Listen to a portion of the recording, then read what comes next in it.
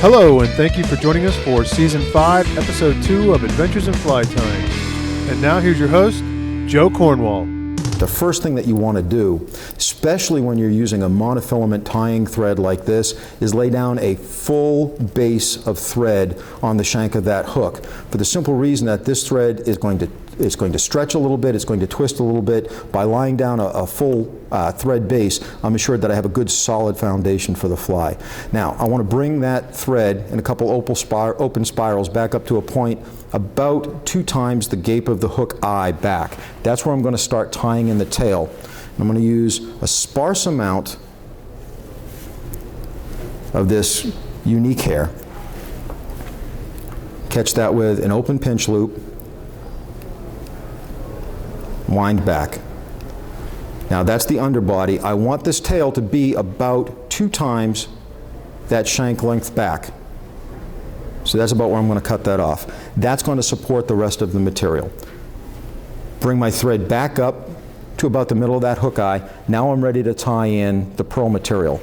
Now I've taken on this crystal flash perhaps 8 or 10 strands. What I'm going to do very easily, I'm just going to fold those over the tying thread. You don't want too much material, and in fact I might have a little bit too much material right there, and I'll trim it out a little bit. Wrap back on that. Now I want to clip that back so it's just a little bit longer than that base. You can see how this is starting to stack up already, so it's going to have a little bit of a taper. The next step, I'm going to take that silver Flashabou, exact same thing. That's going to be on the top of that. I want to retake my thread back up to the front, double my thread or my Flashabou over the top of that, and then wind back over. Clip that just a little bit longer than the pearl that's underneath there. That's pretty much all the material that you need for the tail of this fly. There's enough bulk there that you really don't want to build a very opaque body or opaque tail. You want to have a lot of action there. Now, part of this fly that makes this fly work is the hydrodynamics of the fly.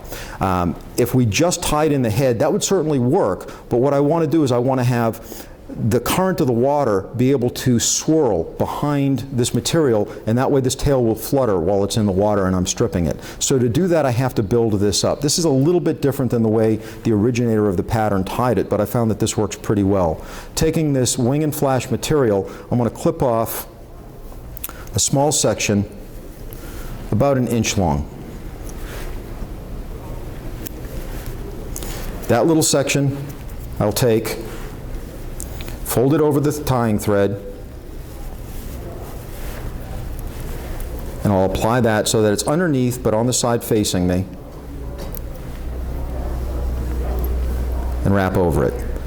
Bring my thread back. I want to do the same thing on the other side now.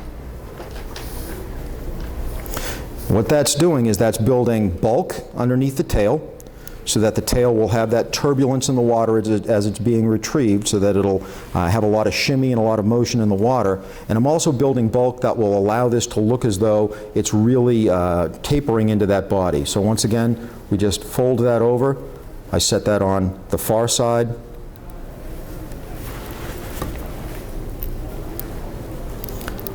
And I can wrap my thread back over that. And you can see that I have nice little belly of the fly right there.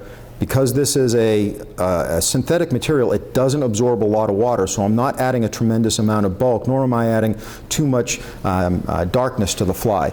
And then finally I'm going to take a little bit of the silver, same material, it's a wing and flash. You could just as easily use the Flashabou. In the original, the tail ends of the Flashabou were left out and folded back to make this upper portion, but I found that this works just as well. Clip off a little bit of the wing and flash. Once again, I feel the draft. Go ahead and put that over the top. Now you can see how I have a tapered piece where I've got a silver back and I've got the creamy sides coming into the front. Now, I want to take my material that I'm going to use for the body, which is that trilobal yarn, and you can see how that is. It's almost like a cactus chenille, but much thinner. It's got trilobal material in it, which really gives a lot of shimmer and a lot of different colors to it. It's not a very expensive material. You get a lot of it for the package. Tie that in at the end. Catch that down with your thread. Now advance the thread all the way back up to right behind the hook eye. What I like to do at that point in time is just throw a half hitch in there, just to keep that thread locked down out of the way, especially with monofilament, which tends to slip. You can do this on a rotary vise, but I've actually found that a rotary vise gives me more problems doing this, because when I do this, every time I make that turn, I need to stroke those hackles back. So unless you have a rotary vise like a Norvise that's operated other than by your hand like that, this is a better way to do it, I think, is to just hand wrap it. So what you want to do is, starting from the back, and what you might not see is I'm abutting each one of these turns next to the one previous, so that I'm getting a good, thick, dense layer of hackle, but as I'm coming up, I'm actually trying to make it a little bit thicker, so the head gets thinner in density towards the back and thicker in the front, just by making the wraps a little bit tighter together. Now when I get to this section right here, I'm going to really try and wrap these right on top of each other, make this the thickest portion that I possibly can.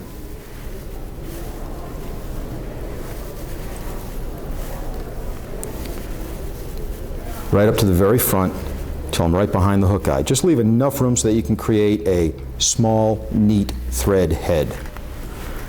A couple of wraps of thread will hold that in there and lock it in. One in the front or two in the front will lock that in and clip off that excess material. For the most part, that fly is now complete, and that's all I really need to do. Wrap off that thread head and whip finish it. Very simple pattern. You can tie very easily, when you get comfortable with this, a half a dozen or even a dozen an hour. And so it's a great pattern to use on someplace like the Ohio River, where we're fishing for those big, strong, hybrid striped bass, but you have a lot of material there, a lot of rocks, a lot of logs that can cause you to lose some flies. This is a great pattern that doesn't take a lot of time. Now, we've got a little ways to go to make this pattern look like this. First of all, you'll see that this is a two-tone pattern, so how do we do that? Well, what we're using is a Prismacolor cool gray. I don't know if you can see that. That's a cool gray marker. That color is actually pretty important, because on that material it does make it look very silver, and this is an indelible marker. So I just go ahead and paint that back section there. And you can see how that cool gray on that trilobal material really does become silver. And I can blend it in quite nicely on both sides. Only takes a little bit to do that, and I can even get the thread up on the front. Now, I told you that one of the things that we do with this particular pattern is we use a glue that's rather unique.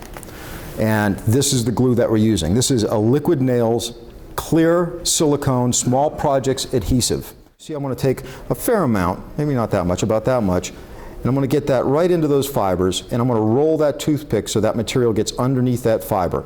And I'm really going to work it in, because you don't have to worry about this getting all over the fly. It actually becomes like a silicone caulk. It becomes very plastic-like. So it cures very soft, very pliable, very realistic mouthfeel to the fish. And what I love about it is, because it's a slow curing product, I don't have to hurry like I do with a super glue or anything like that.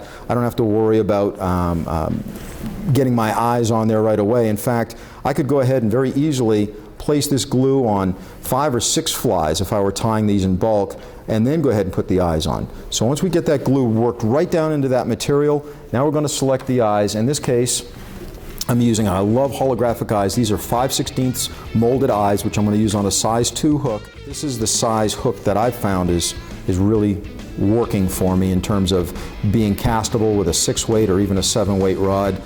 Certainly with an 8-weight, and it's a really good size for the smallmouth bass, this size 2, which makes a fly that's about 3 inches long or so.